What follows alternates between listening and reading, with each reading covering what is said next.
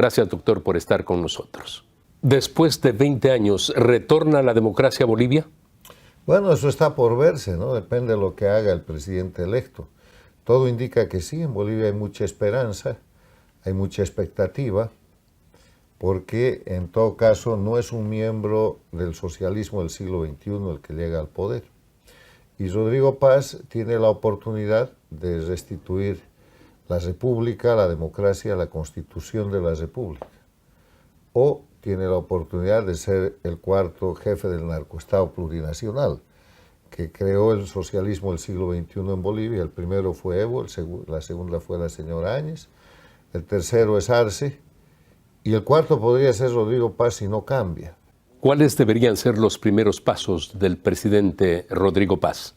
La primera tarea del presidente que va a posesionarse el 8 de noviembre es restituir, devolverle a Bolivia los 5 elementos esenciales de la democracia. Libertad y respeto a los derechos humanos. En Bolivia hay más de 320 presos políticos, hay 28.000 exiliados, o sea, libertad y derechos humanos. Segundo, Estado de Derecho. Tercero, separación e independencia de los poderes públicos.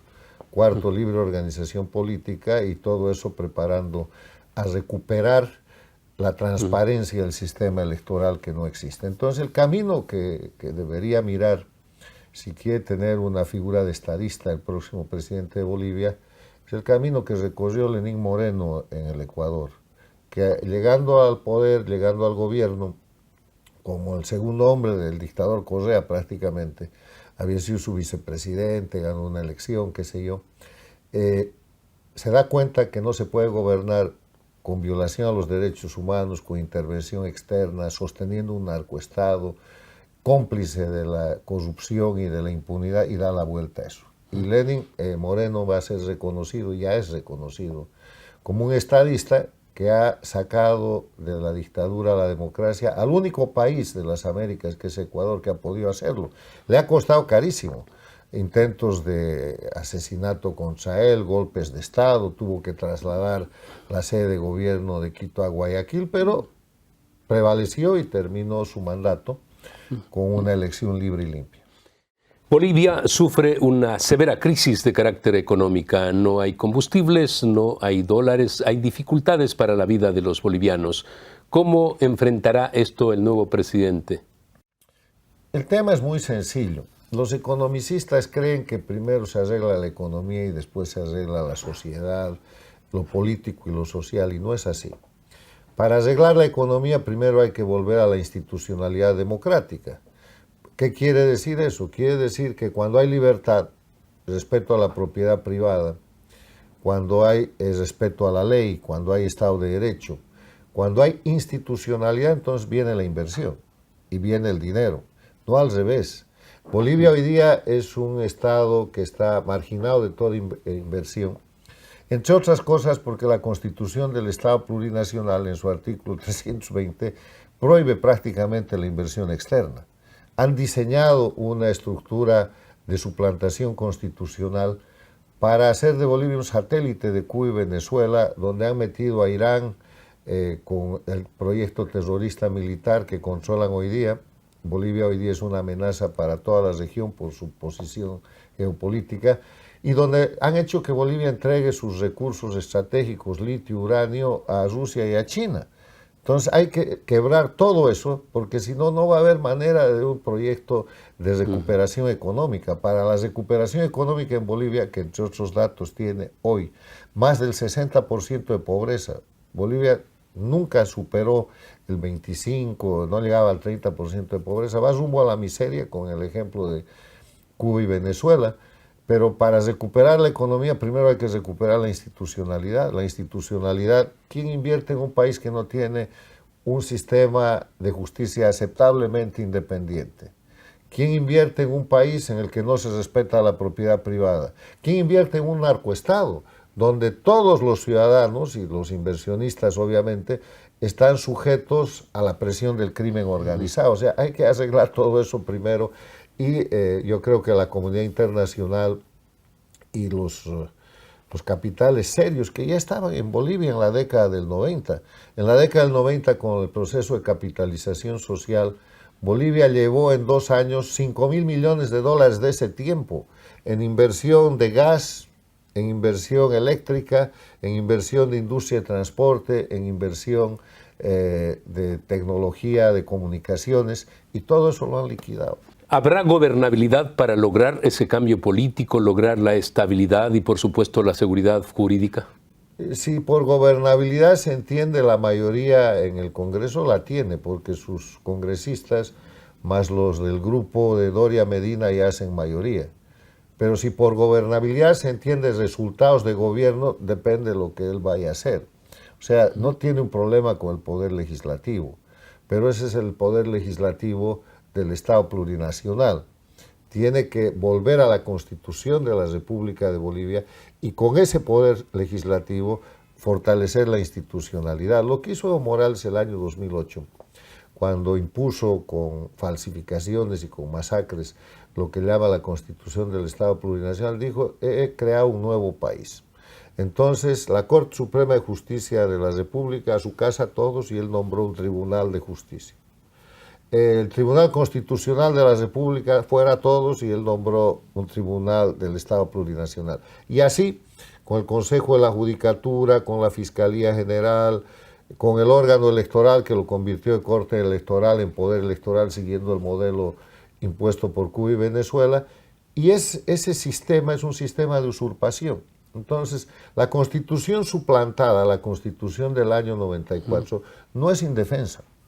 Tiene un artículo, que es el artículo 31, que dice: son nulos los actos de quienes usurpen funciones que no les competen o ejerzan jurisdicción o potestad que no emane de la ley. Lo único que tiene que hacer el presidente Rodrigo Paz es un decreto presidencial declarando esa nulidad, o sea, reconociendo esa nulidad, pues ni siquiera la tiene que declarar. La Constitución del Estado Plurinacional ha nacido muerta, es nula de toda nulidad, y solo está vigente por la fuerza y la violencia que ejerce el sistema. Entonces, si Rodrigo Paz quiere tener poder judicial independiente, restitución del Estado de Derecho, restitución de la separación e independencia de poderes, tiene que empezar por reconocer la vigencia de la Constitución de 1994, que sería el primer acto importante. Si no hace eso, va a entrar en un tobogán de dificultades, porque además, en este momento, él va a tomar el gobierno, pero no va a tener el poder. Si se queda con todo el sistema de la dictadura, el poder va a estar en manos de la dictadura. ¿Qué quiere decir eso? Evo Morales, las dictaduras de Cuba y Venezuela, el narcotráfico, y no creo que pueda ir demasiado lejos. El ejemplo de la expresidenta Áñez es muy cruel. Primero la dejaron, le dieron el gobierno, la reconocieron a condición de que se quede con todo el sistema de la dictadura, después la desconocieron y después la metieron a la cárcel, donde sigue hasta ahora. Recordando el inicio del gobierno de Evo Morales hace 20 años, él habló de refundar Bolivia y lo que hizo es refundir a Bolivia. La pobreza a la que usted alude, 60%, y prácticamente no tiene nada Bolivia en la actualidad. Sin embargo, hay un potencial de recursos naturales que tienen que volver a ser lo que nutra a la economía boliviana. ¿Eso será posible pronto? Mire, hay una señal histórica, y es que los países con más recursos naturales son los más pobres. Nosotros, latinoamericanos, nos creemos que por tener recursos naturales ya somos ricos. Es importante tener territorio, tener riqueza natural, tener recursos naturales, pero la verdadera riqueza radica en la capacidad, en la educación, en la posibilidad de los pueblos de transformar esa riqueza. Y Latinoamérica, no solo Bolivia, siempre hemos fallado en eso. Entonces, más allá de los recursos naturales, yo creo que lo que se debe encarar con este nuevo gobierno en Bolivia y empezar, además de recuperar la democracia, la libertad, restituir los elementos esenciales de la democracia, es entender que el desarrollo está en la educación de la gente y que el futuro está basado en las capacidades de incorporar Bolivia a la revolución tecnológica, al mundo actual, que es un mundo capitalista, es un mundo globalizado y es un mundo en revolución tecnológica. Y Bolivia no está en ninguna de las tres cosas. Se ha alejado del capitalismo, está aislada, no está en la globalización, no vende nada, y no tiene tecnología. Entonces hay que ir por ese camino. Los recursos naturales van a ayudar, pero fíjese cómo será el cuento de los recursos naturales que han liquidado en este periodo de poco, más o menos 20 años, a Bolivia como la potencia más importante de Sudamérica en materia de gas. Hoy día no tiene gas. Le han hecho lo mismo que a Cuba con el azúcar y a Venezuela con el petróleo. O sea, los recursos naturales se gastan, se acaban, se liquidan. El proyecto de los gobiernos de la democracia de 1990, el proyecto de Sánchez Lozada, era sembrar el gas. O sea, éramos un país que estaba exportando y que tenía muchos ingresos, pero esos ingresos tenían que convertirse en educación, en salud, en desarrollo tecnológico, para que sean las capacidades las que puedan llevar a Bolivia al desarrollo. Entonces, Bolivia va a salir, pero lo primero que tiene que hacer es recuperar su institucionalidad, la libertad. No hay economía sin libertad, de nuevo. No hay posibilidad de salir de la crisis económica sin respeto al derecho de propiedad, sin respeto a la inversión, sin reconocimiento a la capacidad de trabajo y al esfuerzo. Bolivia tiene un documento que llaman la Constitución del Estado Plurinacional, que es absolutamente centralista, autoritario, protector de la corrupción, comunista. Y eso no funciona en el siglo XXI. Esas constituciones de países revolucionarios que luego de los años... Revolucionarios nada. De crimen organizado, que se arrogan el título de revolución para tapar los crímenes que cometen todos los días. Cometen crímenes internos con el terrorismo de Estado, se meten en el narcotráfico y después cometen todos los delitos que son necesarios. Y los ejemplos están a la vista, porque el caso de Venezuela, Cuba, por supuesto Bolivia, Nicaragua... El tema es el siguiente. En el siglo XXI...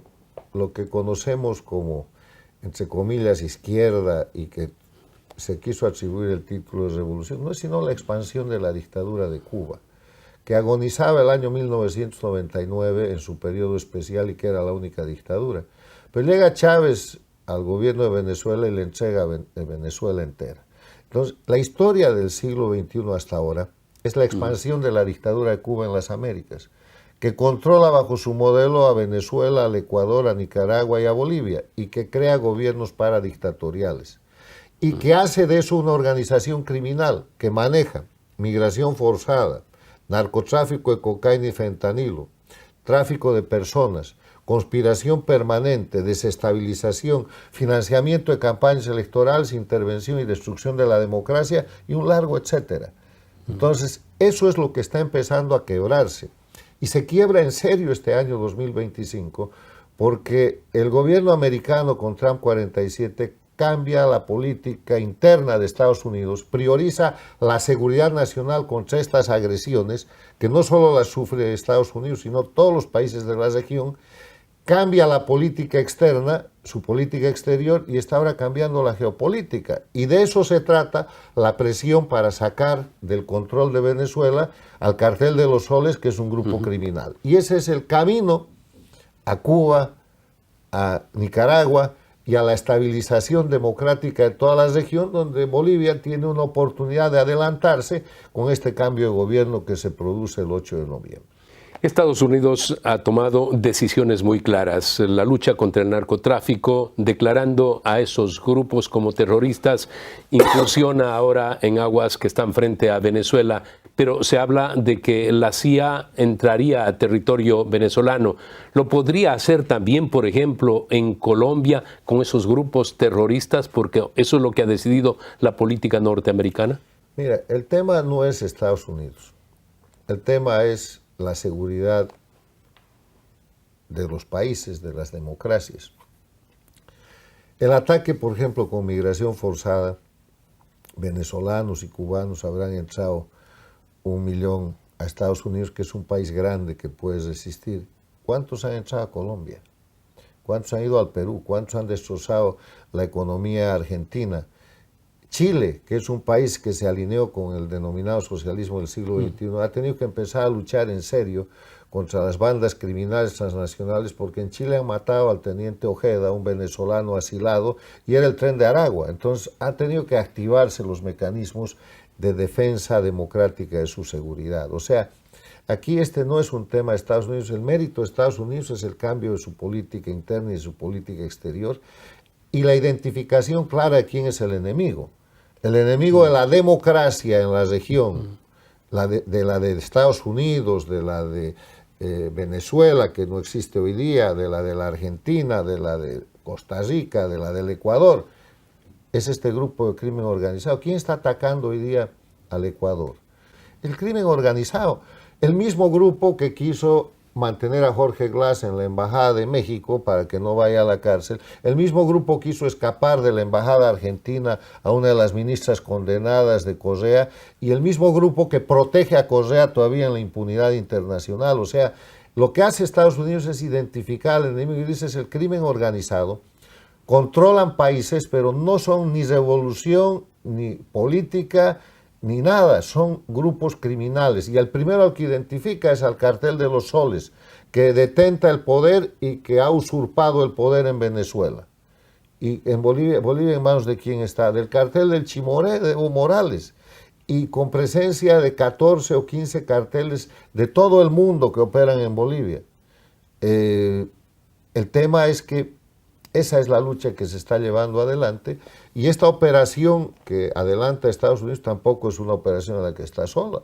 A la política exterior de Estados Unidos se adherió Argentina, Perú, Paraguay, Ecuador, Panamá, Costa Rica, República El Salvador, y un largo etcétera. Entonces, solo hay dos grupos en las Américas: la democracia, que está defendiendo su seguridad, su libertad, su economía, y el crimen organizado, que controla hoy día a Cuba, a Venezuela, a Bolivia, a Nicaragua, y que está apoyado por 4 gobiernos paradictatoriales que son su hechura, financiadas esas campañas con el dinero mal habido del narcotráfico y del crimen, que son México, López Obrador, Sheinbaum; Colombia con Petro; Brasil con Lula; Honduras con Castro. Entonces, lo que pasa, por ejemplo, para responderle el ejemplo de Colombia, es que tal es el grado de debilidad del grupo criminal que Petro se ha visto en la necesidad de utilizar el poder de Colombia, de la presidencia de Colombia, para tratar de defender al Cartel de los Soles en Venezuela. Y le ha ido tan mal que él ya está identificado como un jefe del narcotráfico también, y podrá seguir el camino de Maduro. El presidente Donald Trump lo calificó como una persona que está al frente del narcotráfico, que ayuda al narcotráfico, y también lo calificó mentalmente al presidente Gustavo Petro. ¿A dónde se puede llegar con esto? ¿Usted cree que los colombianos no sabían eso antes que Trump? ¿Usted cree que los latinoamericanos no sabían eso y no saben eso antes que Trump? Lo único que ha hecho Trump es un reconocimiento de la realidad objetiva.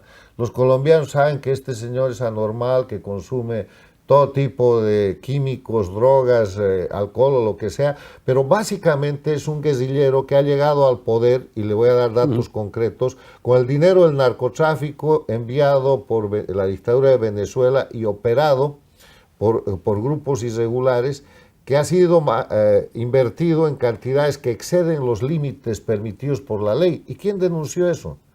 Denunció el embajador de Petro en Venezuela cuando se peleó con él. Y ese embajador de Petro en Venezuela, ¿sabe quién es? Hoy día el ministro del Interior, Benedetti, el ministro del Interior de Petro. Entonces, si tiene ese nivel de prueba, ¿cómo va a dudar que el presidente de los Estados Unidos le diga que es narcotraficante? Y le doy un elemento más. En los últimos meses, para proteger al Cartel de los Soles, Petro ha adelantado una zona compartida entre Venezuela y Colombia para las FARC y para el ELN, a título de comercio. O sea, ha convertido a Colombia en un narcoestado. Entramos al bloque final del programa del día de hoy. Estamos analizando los temas de Latinoamérica. Hace pocos días el presidente Daniel Noboa, presidente del Ecuador, envió un mensaje respaldando la lucha narcóticos del presidente Donald Trump. Y además dijo pues que Ecuador estaba precisamente en esa guerra contra la delincuencia organizada internacional.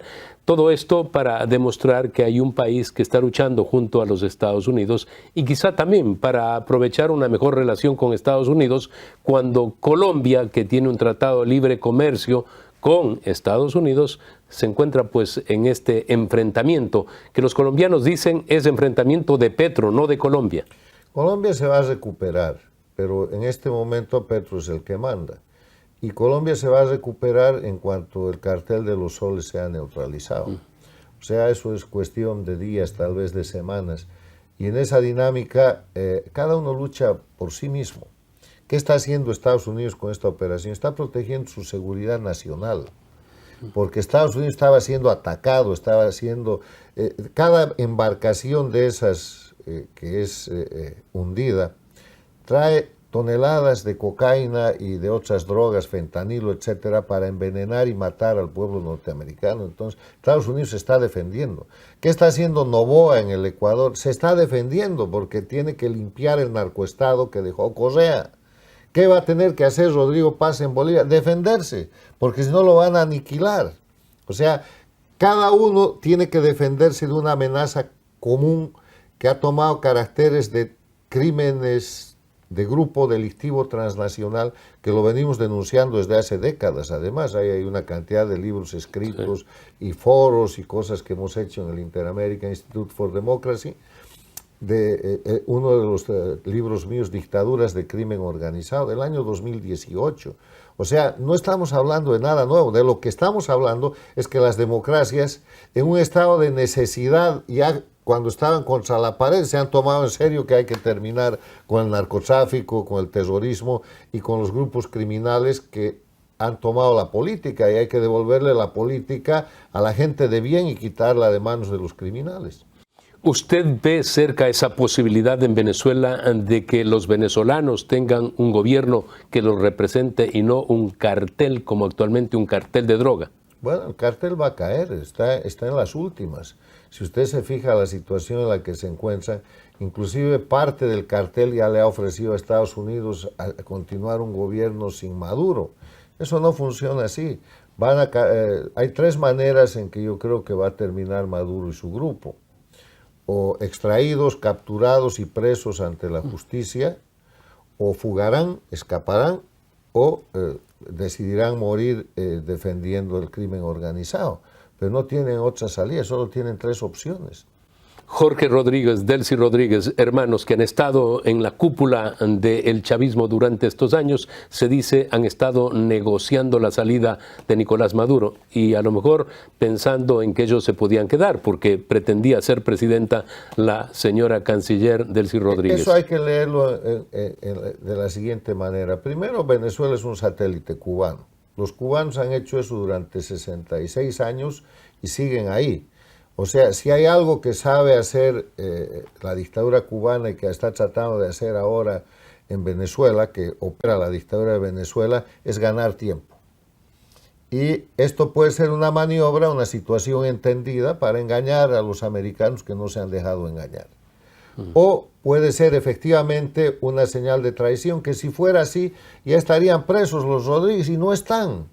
Entonces hay que leer eso como una maniobra habitual de la dictadura cubana para ganar tiempo, porque ¿en qué consiste el arte criminal de la permanencia de la dictadura cubana por tanto tiempo? En que los gobiernos democráticos cambian. En Estados Unidos hay elecciones cada 4 años. Entonces ellos apuestan a desgastar al gobierno y esperar el próximo. Y se dice que en La Habana, Fidel Castro tenía una galería que ahora la tendrá Raúl Castro y Díaz Canel, donde están todos los presidentes norteamericanos a los cuales les han aguantado la mano, empezando por Eisenhower, Kennedy, después de Kennedy vino Johnson, después de Johnson vino Nixon, después de Nixon Ford, después de Ford vino Reagan, después una larga galería. Están queriendo incorporar ahí por segunda vez la foto de Trump, ya tienen la foto de Trump 45, pero parece que no van a poder colgar la de Trump 47. Doctor, muchas gracias. Agradecemos al doctor Carlos Sánchez Berzaín por habernos recibido en la sede del Instituto Interamericano por la Democracia en la ciudad de Miami.